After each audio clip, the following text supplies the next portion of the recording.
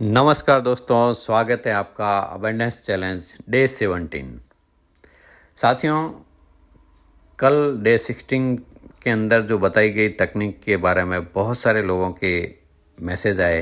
उन्होंने अपने फीडबैक दिए कि बहुत ही ज़बरदस्त अनुभव कर रहे हैं। जब उन्होंने बाहें फैला के सृष्टि के अंदर हाथ फैला के जब यूनिवर्स से चीज़ों को फ्लो को बहने दिया तो बहुत ही अद्भुत ज़बरदस्त आनंद अनुभव हुआ। साथियों, वेन डायर की एक डेफिनेशन है अबंडेंस के बारे में। क्या बोलते हैं कि abundance is not something we acquired, it is something we tune into. ये कोई ऐसी चीज़ नहीं है बाहर से कि लेके आए, हमें सिर्फ अपने आप को ट्यून करना है उस रेडियो स्टेशन की तरह। तो प्रचुरता चारों तरफ फैली हुई है प्रकृति के अंदर। हमें अपने आप को उसके योग्य बनाना है, अपने आप को उसके लेवल के अंदर, उस फ्रिक्वेंसी के अंदर लेके आना है। तो कहाँ पे चैलेंज आता है कई लोगों को, उन्हें क्या है कि अपने ऊपर विश्वास ही नहीं होता।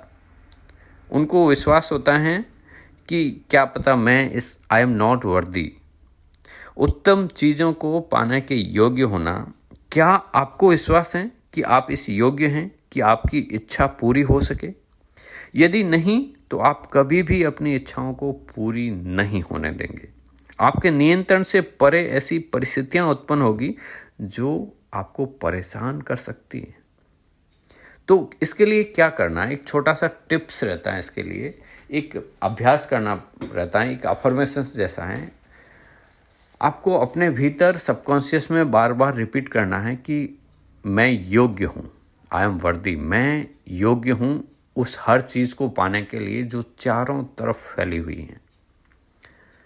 तो आप एक मिरर, एक दर्पण के अंदर देखते हुए अपने आप से बात कीजिए और वहाँ पे बोलिए कि इस धरा के ऊपर, इस पृथ्वी के ऊपर जो चारों तरफ फैली हुई प्रचुरता है, मैं उसको पाने के योग्य हूँ।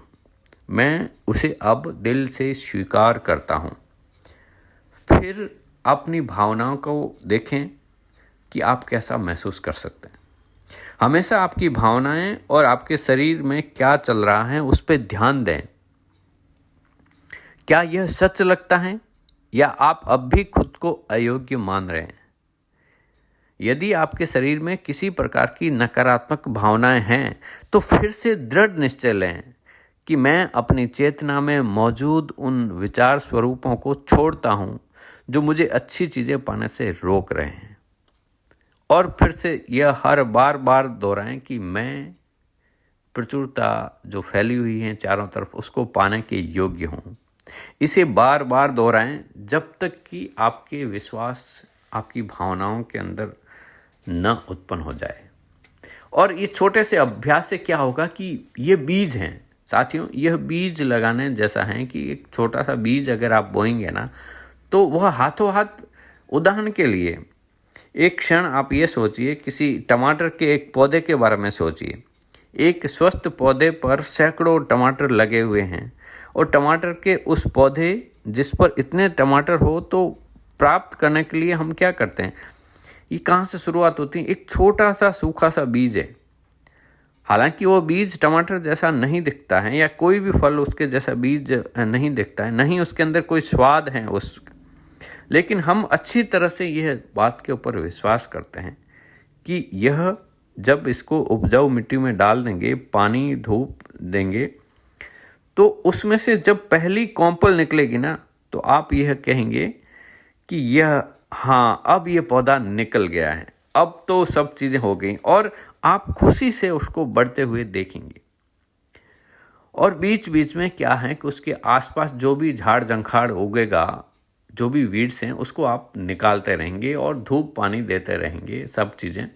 तो ऐसे ही नकारात्मक विचार चीज़ें आती रहेगी, आपको होशपूर्वक उन सब चीज़ों को उखाड़ फेंकना है और बस विश्वास रखना है अपने बीज के ऊपर कि मैं यह पाने के योग्य हूँ, मैं यह पाने के योग्य हूँ।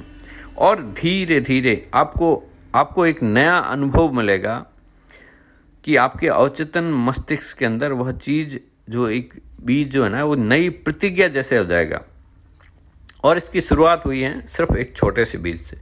साथियों, आखिर में एक दिन वह आएगा जब आप खुशी से उछलकर बोलेंगे, अरे वाह, आई डिड इट, मुझे वह प्राप्त हो गया है, और आप उस रसीले फल का आनंद भी ले पाएंगे।